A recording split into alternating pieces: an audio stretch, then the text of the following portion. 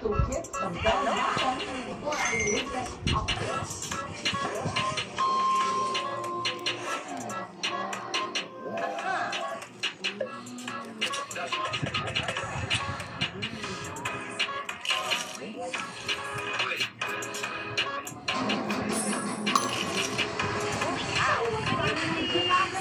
Relationship sa mga probinsya. Muna sa Partido Mindanao. Kagaya ng pinakauligo sa Isabela Basuna. First illegal drag race kung saan ang mga ito nagkaragahan.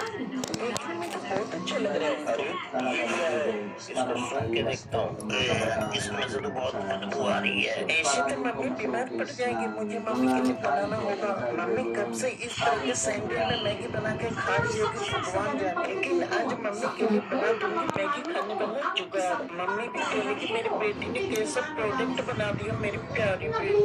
अब बातें कम हाथ पर तेजी से चलाना होगा ना, क्योंकि मम्मी को भूख लगी है। अगर मम्मी उस मैगी को खा लेती तो बीमार पड़ जाती। चलो जो हुआ अच्छा हुआ, इसी बहाने मम्मी का दिल से जीतने का मौका मिल गया। जब तक मैं इसको बना रही हूँ आप लोग अपने प्यारे हाथों से वीडियो को लाइक, चैनल को सब्सक्राइब कर लीजिए। फाइनल बनकर तैयार है। अब मम्मी का रिएक्शन देखती हूँ कैसा होगा। ये देखो मम्मी कैसा लगा मैगी खाने वाला जुगाड़। ये तो बहुत ही सुंदर है, बिल्कुल बेटी हमारी तरह। लगी दिन को कहीं ना उठो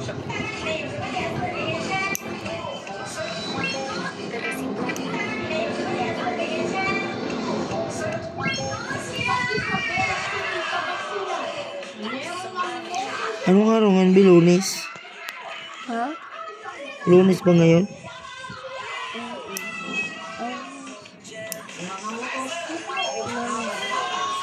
Lunes yun. Pa, Lunes.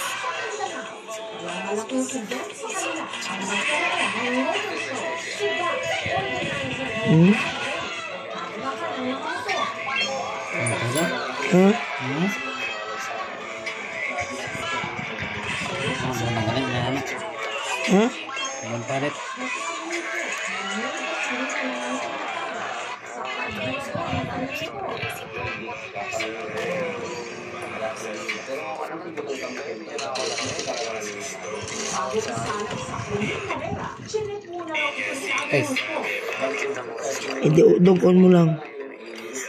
Dapat makuha yan, no? Dako.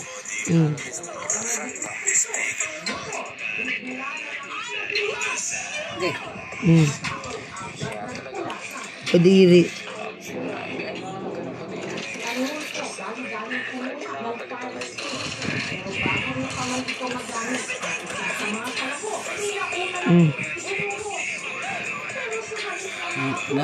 Basta sinay. Namoy pa. Basta sumboy.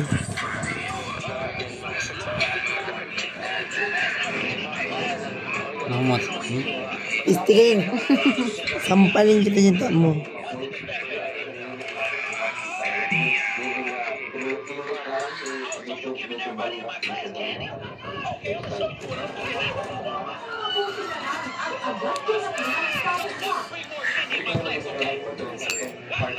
Are you sure?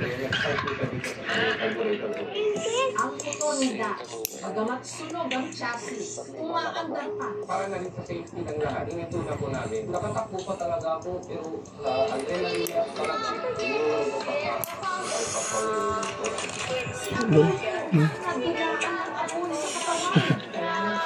ng second degree burn sa kanyang mukha, braso at binti. Nilinisan po muna natin yung sugat ng warm water. May isa pang nasa event na nagpamili ng second degree burn sa binti at hita na nagpapagaling pa rin ngayon sa ospital.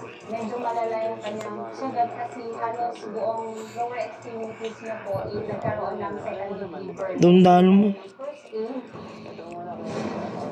Pagdating doon sa hospital, hindi niya sa akin, bro, hindi naman talaga intention yun. Dahil akala ko talaga tubig, gusto ko lang talaga tumulong. Okay, ay hindi ko Aksidente po ang nangyari. Wala naman may gusto sa nangyari. after ng incident po, dito kami tingin na tumulong kay Arnold po. Kasama rin po isang driver po na tulong rin. Hanggang mag-recover po talaga sila. Pero bakit nga ba nasunog ang motor? Ayon sa inisyal na investigasyon ng Bureau of Fire Protection, nagkaroon ng clearance ng excess gasoline sa pump-plug ng motor, kaya ayun nagkaroon ng ignition, inis na previous ang makapura ng apoy, kinuha na yung parang ultimo ginagamit nila sa pagpalo sa mga gasolina. Gusto umabot ng isang minuto yung makapura ng apoy bago ginawa yung brand new, doon sa gabat na nag-tolerate sa susunod, yun sa kasakaling magkakaroon ng sunog. Parang isang tawag na susunod, hindi po yung third na tatabo kayo ng malayo. Ang number one na gagawin nyo, lumapa kayo ay mag-roll. Kung mayroon po kayong fire extinguisher, kunin nyo yun. Especially pag-handle po natin ang mga chemicals. There should be proper cleaning. All combustible materials should be separated and away from the people.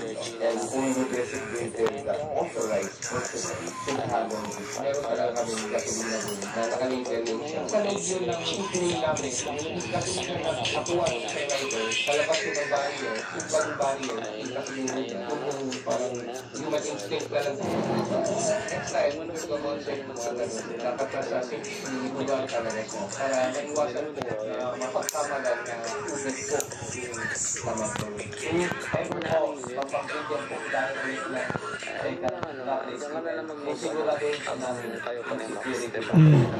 Hati-hatin ano ng paa mo. Ilalim.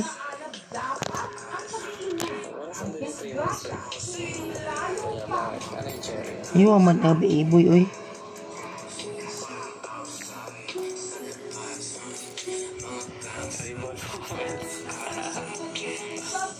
Wait lang. panahon ngayon, Ba't ka na, be?